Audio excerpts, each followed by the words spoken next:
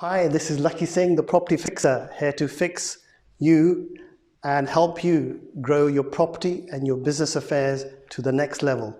So if you're looking for knowledge and insights about how to get involved in property, solve your problems about scalability in your property business, then do watch our 20-minute clips. We've taken them from hundreds and, well, thousands of videos that we've taken over the last 6 months, and we've broken down into simple chunks which can make them useful for you. So do watch and do subscribe to our YouTube channel underneath as well.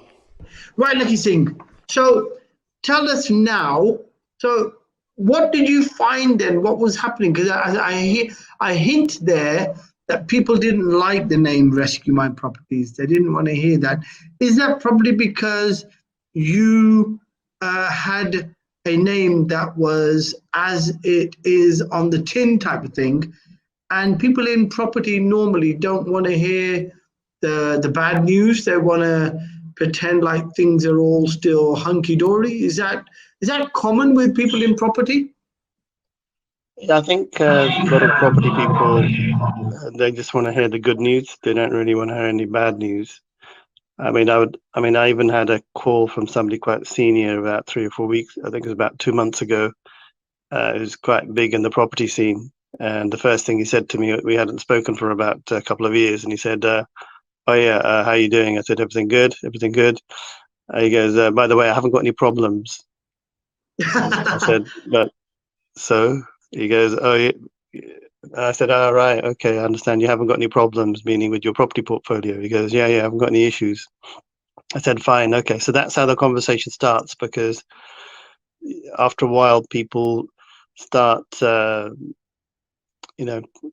looking at you as the, solving the problem. So, if I'm at Moderna or AstraZeneca or Pfizer, I've got the vaccine, people think, oh no, I haven't got the virus, that sort of situation. Right, okay, we've got the lovely Tracy waiting backstage again. Luther Van Roth, second time. We've got the lovely Maria Karai in the shape of Tracy Patrick back again. Can you sing, Tracy? Definitely like not. My partner will testify to that. Right, okay, so you can't sing. Can you tell us about your lovely story, your life story? Who are you? Where have you come to? What do you do? Are you a business tycoon? Are you a 9-to-5er? Are you a housewife? Or are you just crazy, logging in, coming in with that ignorant smile of yours? Definitely crazy. Well, I'm currently a property investor. I've done various different things over my life so far.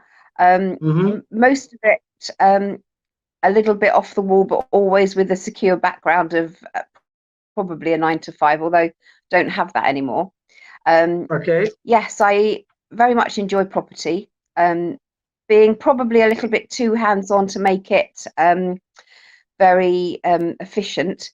But I enjoy the process of looking, finding, buying, sourcing, sorting out trades. I recently met my new partner, I say recently, 18 months ago, and he's also very into property, and it's quite refreshing to be with somebody that actually has common interest. Okay, so that's quite interesting, Tracy. That's quite interesting, because we had another one of our avid listeners who said the same thing, that she found commonality through her business interest with her present husband, and that's what makes the relationship stronger. That you're, especially in property, I think this happens. It doesn't happen for other professions, although I'd say you normally get the commonality of a doctor marrying a doctor, or but you don't get it everywhere.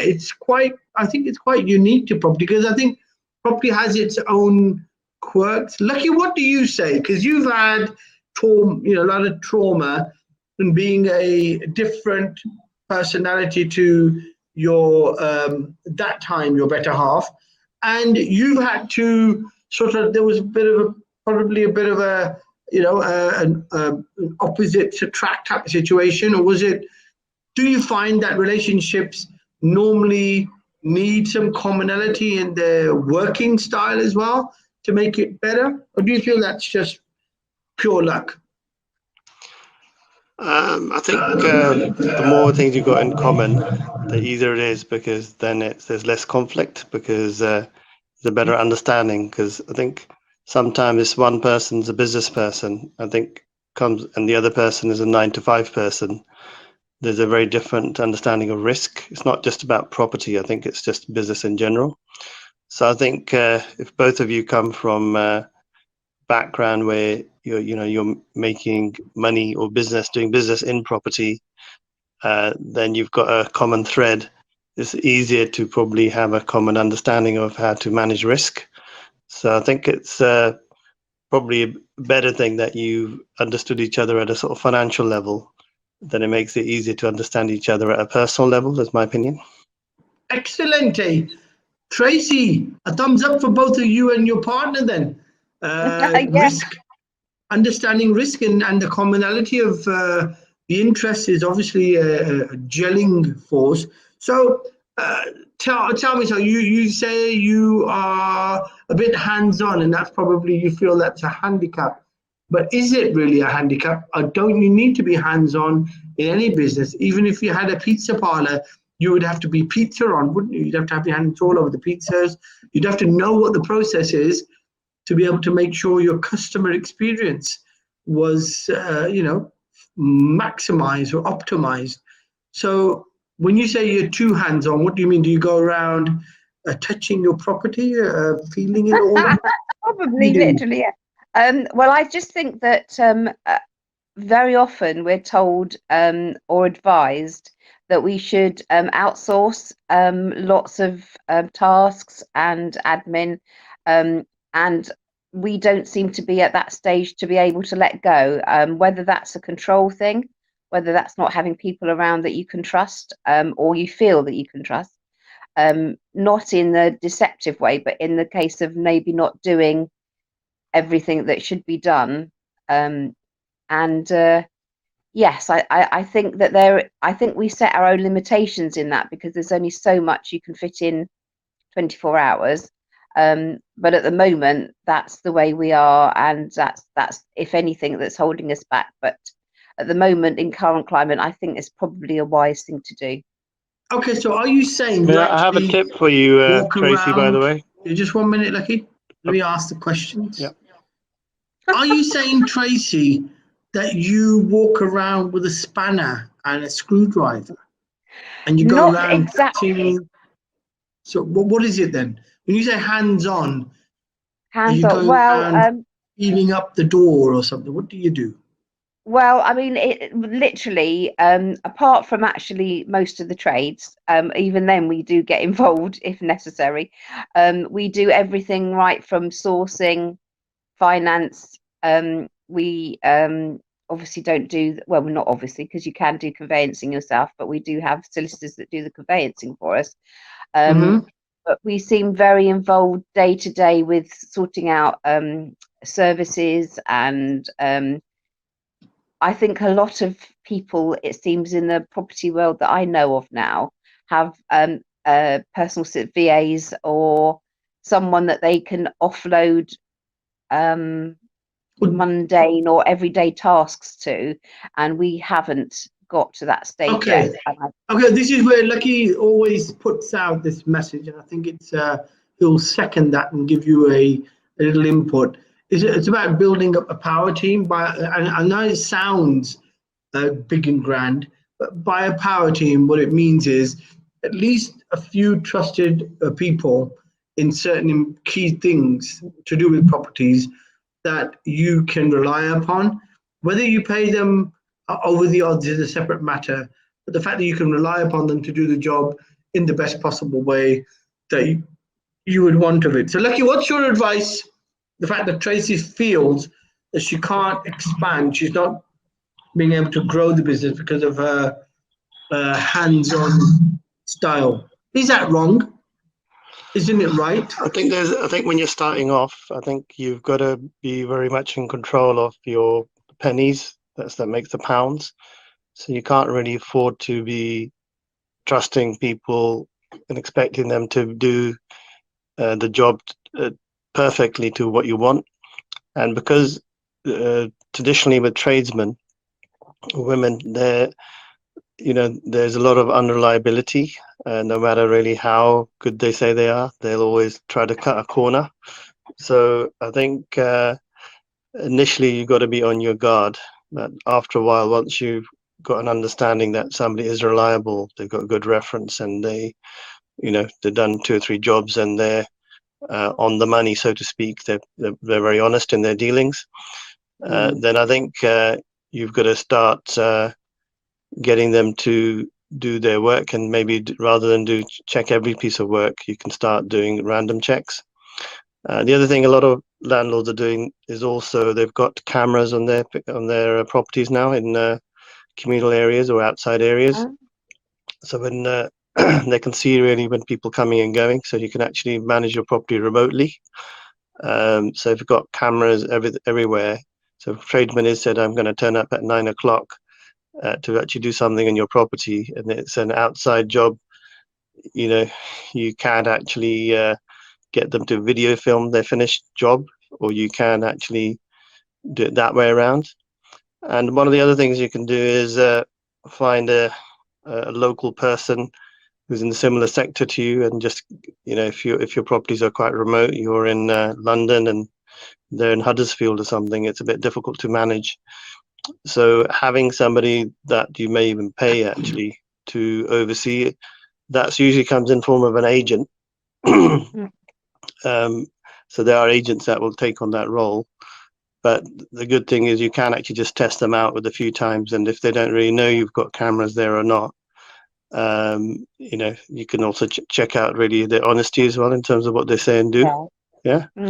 But not that you're trying to catch them out, but it's more to sort of see so really doing the jobs to your standards, really. Yeah. Okay. Yeah. Camera, Lakhi says, probably a bit like that movie, for the name of it. It's got the what's her name? The lady for the with the and who does the crosses her legs. Forgot her. She's in there, and it's got cameras across the whole of the building. Forgot the name of the movie. So he's watching. I know who you mean. Pardon? He was with Michael Douglas in that film. That's right, with the and she goes, does that, yeah? So the point is, like he suggests, putting the cameras across the front door, which is probably all right, because it's not sort of invading the privacy of your tenants. And if you wanted to go one step forward, put cameras across everywhere, be a bit of a voyeur and watch people and check them out using your boilers and making sure they turn off the gas appliances, things like that. I don't think it would be legal, obviously, but the concept is correct. You could check out the people you work with by just having a simple camera fixed outside to see their diligence. And I think Lakhi goes across an important thing, that in the lockdown, lots of things have popped up by necessity, like having a video sort of a catalogue of repairs or damages that may be required, so that the tradesman can actually give you a quote before he goes to site. So it's not mandatory that he gets to see the place and go out and then charges you, £100 or £50 for the visit, but he can actually over video see the damage or the repair and give his best assessment of a quotation, which knocks out that that problem you have of tradesmen going down and saying, look, we'll only go down if you pay us 50 quid for the visit and blah blah blah. And then you're thinking, well, if it's only a 10%, only a £10 repair, why do I want to pay £50 for it? Yeah.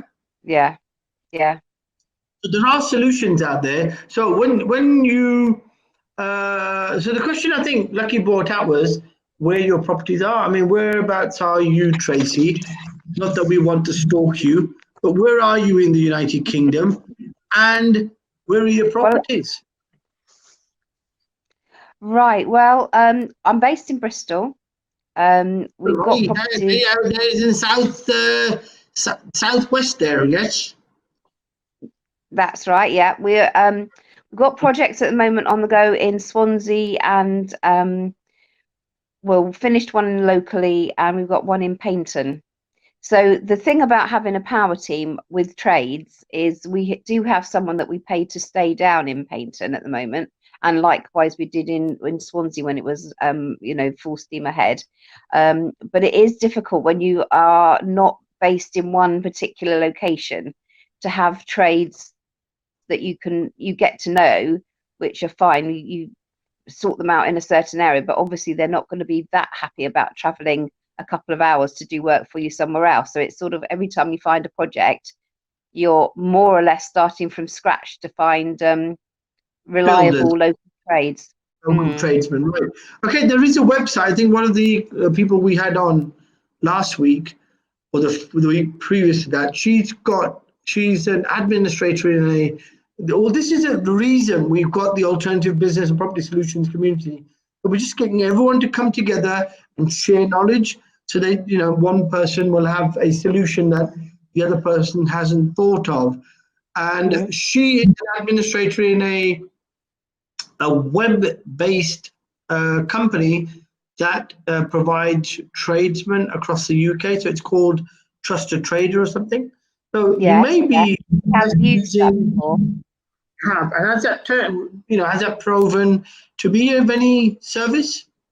Yes, it is.